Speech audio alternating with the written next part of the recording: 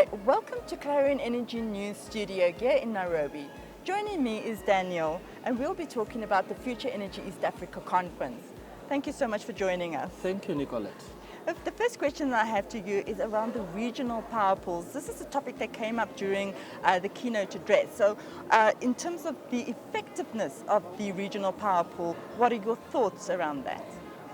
Regional power pool is one of the best area in which you can leverage and make sure that we have cheap power in the region.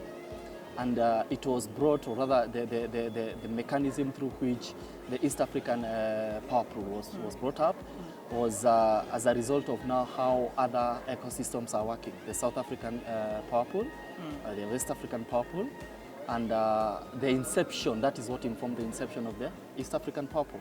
Currently, we are having the East African master plan, power pool master plan coming up between all the regional partners, so that now we can inform a proper, coherent arrangement, policy arrangement through which we can be able to actualize and leverage on the East African power pool. The bottom line of the regional power pool is this, that it does not make sense, and this is the very key thing. It doesn't make sense for a country to get power, expensive power in itself, while the next door neighbor has a cheap power.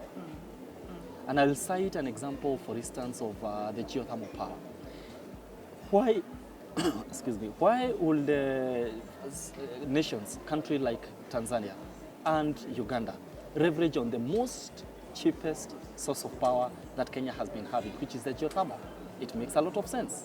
Okay, so that is the thing. That is the understanding, and the conversation is, let's embrace the regionalism so that we can be able to leverage on the cheapest tariff for our people. But the master plan will then identify all of that. The master plan is going to identify the arrangement through which this is going to be actualized, how the power lines are going to pass by, and whatever mechanism of how to exchange that power on, and agreements. That is what now the master plan is going to capture, is going to take into account.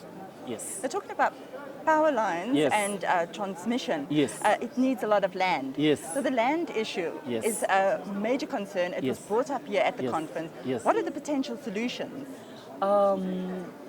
In my thinking, I think the potential solutions will be having a matrix on how to solve the land issues. In this sense, how do you get to, for instance, to what extent do you make compensation?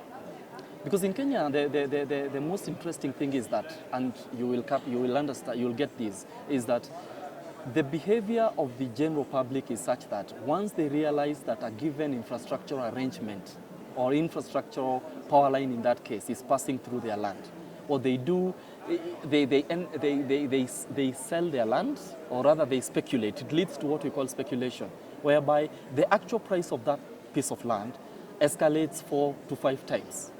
That's speculation, because it is envisaged a given line is going to pass through this place. That is the case of, for instance, if it is power lines.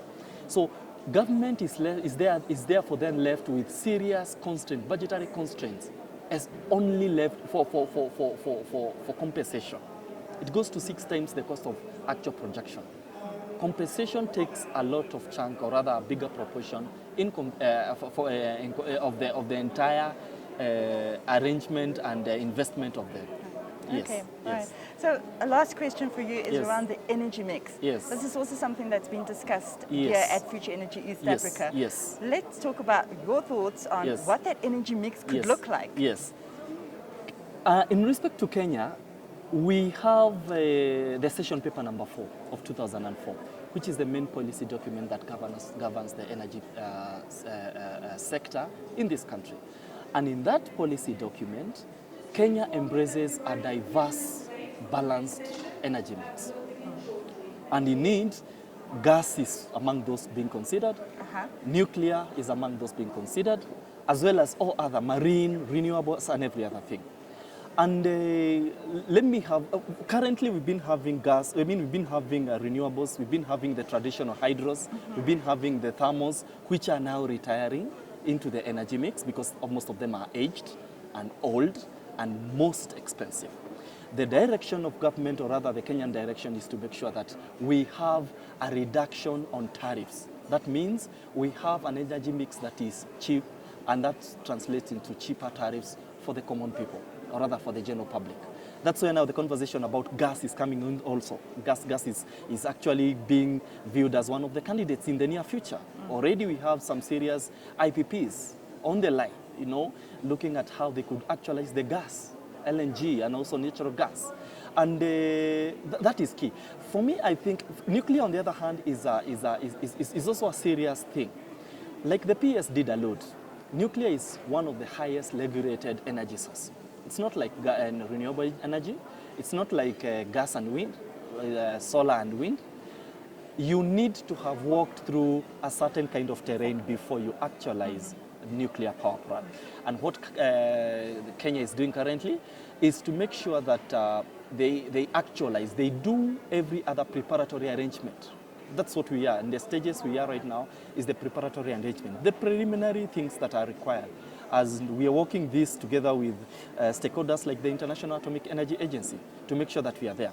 However, it should be noted, because there have been a confusion, people have been confused, the general public has been confused as to why we are having a conversation on nuclear, yet we have not yet actualized optimally other energy sources like renewable energy.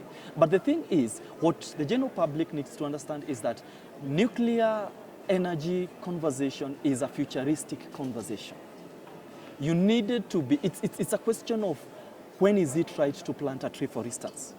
Do you plant a tree yesterday, 20 years ago, today, tomorrow? If you want a tree to be full-fledged 20 years ago, you begin planting that tree 20 years back. You see that kind of a thing? That is what is happening. The nuclear energy conversation is a futuristic conversation. So we are looking into the arrangements of 15 years from today, 15 to 20 years from the day. If you look at the East Coast Power Development Plan, the revised Least Power Cost Development Plan, which is 2017 to 2037, then you will see nuclear comes at a time frame of around 2037 going forward. And that is, you've not, as will be informed mostly by the terrain then. How are the others? Have we actualized all other energy sources? So that now we do what? We take up nuclear. So Kenya definitely has a long-term plan and an even longer-term plan when it comes to nuclear power. Yes. Daniel, thank you so much for sharing that with us. Thank you, Nicolette. Thank you so much. For more industry-related content, follow the on-screen address, and thank you so much for watching.